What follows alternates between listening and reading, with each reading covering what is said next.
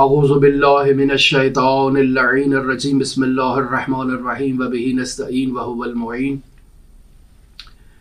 हमारी आपके साथ गुफ्तगू इस्लामी बैंकिंग में जारी है और हम आम कुल्ली क़वानीन को बयान कर रहे हैं जिनके इजरा से मुरव्वजा बैंकिंग से मुतनाज़े और गैर इस्लामी उक़ूद को और एग्रीमेंट्स को बाहर निकाला जा सकता है और बैंक में राइज तमाम एग्रीमेंट्स को इस्लामी तालीमात के उसूलों के मुताबिक ढाला जा सकता है।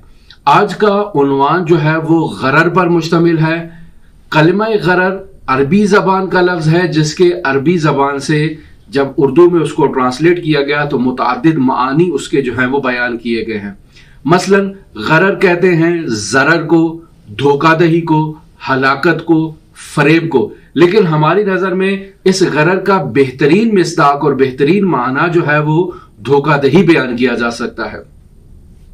बस इस तरह से इस्लामी बैंकिंग में तमाम वो एग्रीमेंट्स जो मुरव्वजा बैंकिंग में राइज हैं और उनमें गरर और धोखादही का उन्सुर पाया जाता है, उन तमाम एग्रीमेंट्स को हज़्फ किया जाए और उनसे इस्लामी बैंकिंग को पाक किया जाए।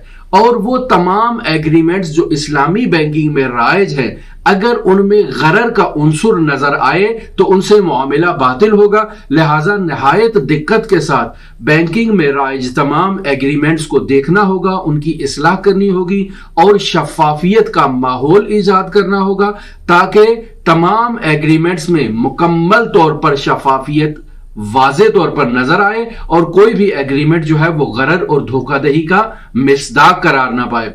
इस्तिलाही एतबार से भी फ़िक़्ह इस्लामी में ऐसा मुआमिला जिसमें किसी भी किस्म का धोखा या ज़रर पाया जाए उसे मुआमिला गररी कहा जाता है और मुआमिला गररी जो है वो इस्लामी तालीमात में बातिल है।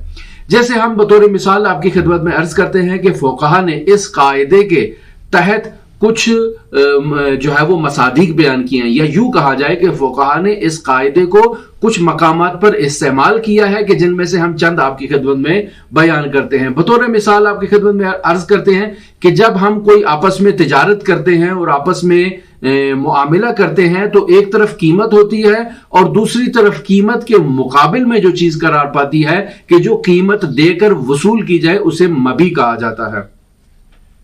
तो फ़ुक़हा ने यह कहा है कि मबी की अदम मौजूदगी की वजह से जो खतरात लाहिक होते हैं उन खतरात को गरर कहा जाता है, धोखादही के ज़ुमरे में आता है। लिहाजा ये मुआमिला जिनमें मबी मौजूद ना हो और इंसान मुआमिला करे उस मबी का उसकी गैर मौजूदगी में, तो ये मामलात गररी मामलात कहलाएंगे, धोखादही के ज़ुमरे में आएंगे और इन मामलात से इज्तिनाब करनी चाहिए। और इस्लामी बैंकिंग में अगर आप खरीदो फरोश का मामला कर रहे हैं तो वहां पर जरूरी है कि मबी कामिलन जो है वो उस खरीदार के सामने जो है वो वाज़े तौर पर मौजूद हो या उसको उस मबी के मुतालिक जो है वो ऐसी शफाफियत बख्शी जाए ताकि मामला जो है वो गररी ना हो।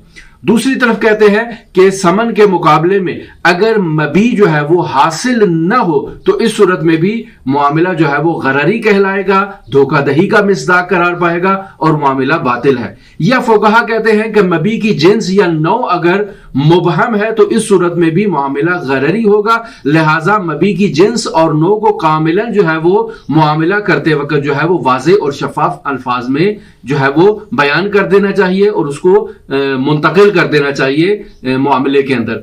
फिर इसके अलावा फ़ुक़हा कहते हैं कि मबी की अगर मिकदार जो है वो मुबहम है या वो मिकदार मालूम नहीं है, मसलन आपको मालूम नहीं है कि आपने जो अंडे खरीदे हैं वो 10 हैं, 12 हैं, 15 हैं, लेकिन आप उसके बदले में पैसे दे रहे हैं, तो चूंकि मिकदार मालूम नहीं है तो इस वजह से यह मामला जो है वो गररी होगा और दुरुस्त नहीं है।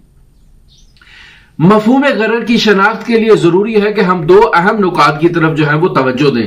पहला नुक्ता यह है कि गरर को समझने के लिए दिक्कत अकली काफी नहीं है। गरर की शनाख्त के लिए जो है वो मिलाक उर्फ है, यानी आप इस मामले को अगर उर्फ आम में लोगों के सामने पेश करें तो लोग क्या कहेंगे? लोग कहेंगे कि यह मामला गररी है, यह मामला धोखादही पर मुश्तमिल है या नहीं है।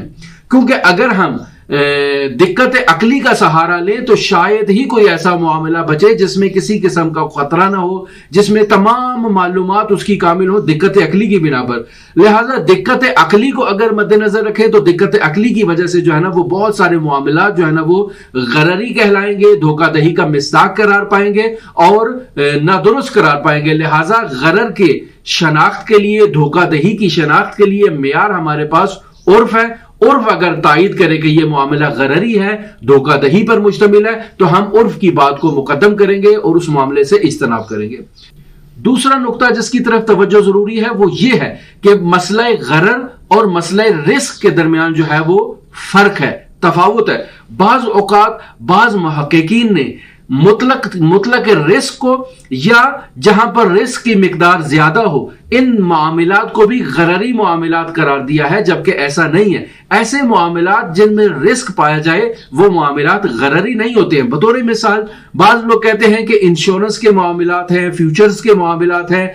ऐसे मामलात जिनमें मुस्तकबिल में नफा या नुकसान की शरह हमारे लिए मुबहम हो तो ऐसे मामलात को वो कहते हैं कि ये गररी हैं, ये धोखाधही पर मुश्तमिल है, जबकि ऐसा नहीं है। ये मामलात बातिल नहीं है। गरर और रिस्क में तफावत पाया जाता है। दर हकीकत अगर रिस्क और अदम इत्मीनान की वजह से अरकान करारदाद और एग्रीमेंट के जो अरकान हैं उनमें जहालत पाई जाए तब जहालत और इबहाम की वजह से यह मामला गररी कहलाएगा, यह मामला जररी कहलाएगा, धोखाधही पर मुश्तमिल होगा। लेकिन अरकान अगर हमारे सामने मुबहम नहीं है तो यह रिस्क वाला मामला जरूर होगा लेकिन गरर वाला मामला नहीं। मसलन बसा औकात ऐसा होता है कि मुस्तकबिल में सरमाए की जो शरह है उसमें इबहाम पाया जाता है, जहालत पाई जाती है, तो यह गरर का मिसदाक नहीं है। लिहाजा इस किस्म के मामले पर किसी किस्म का कोई एतराज नहीं पाया जाता है।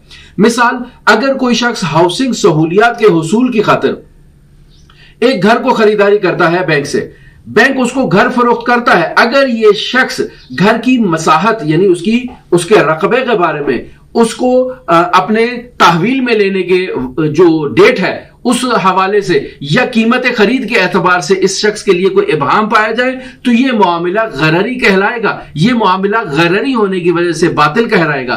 लेकिन मज़कूरा इबहाम मुस्तकबिल में अगर कीमत के एतबार से हो कि मुस्तकबिल में इस प्रॉपर्टी की क्या वैल्यू बनेगी, क्या कीमत बनेगी, तो इस मुस्तकबिल के इबहाम की वजह से यह मामला गररी नहीं होगा।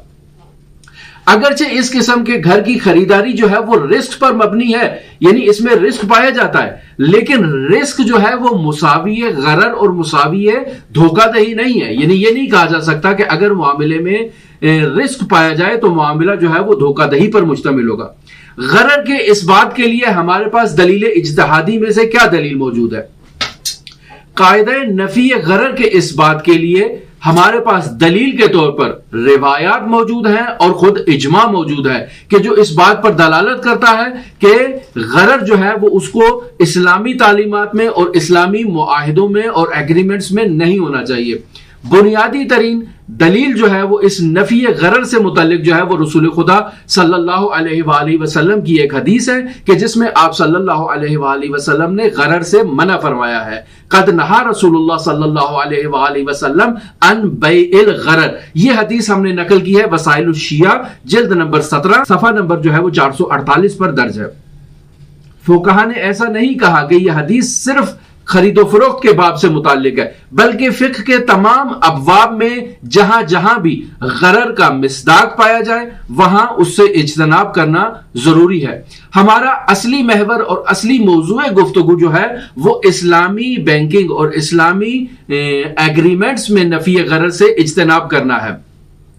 इस्लामी बैंकिंग में यह कायदा वाज़े तौर पर बहुत ज्यादा मकामात पर इस्तेमाल होता है। बतौर मिसाल इस कानून की बुनियाद पर हम ये दावा कर सकते हैं कि बैंकिंग नेटवर्क में हर किस्म के जदीद इस्लामी मालियाती वसाइल और इस्लामी मालियाती एग्रीमेंट्स जो है वो इजाद किए जा सकते हैं, लेकिन अगर उनमें गरर पाया जाए, अगर उन एग्रीमेंट्स के अंदर किसी किस्म का भी धोखाधही पाया जाए, यानी उसकी जो है वो एग्रीमेंट्स की शराइत के अंदर अगर इबहाम पाया जाए तो ये गरर पर मुश्तमिल होंगी, ये नुकसान पर मुश्तमिल होंगी और इनसे इज्तिनाब करना जरूरी है।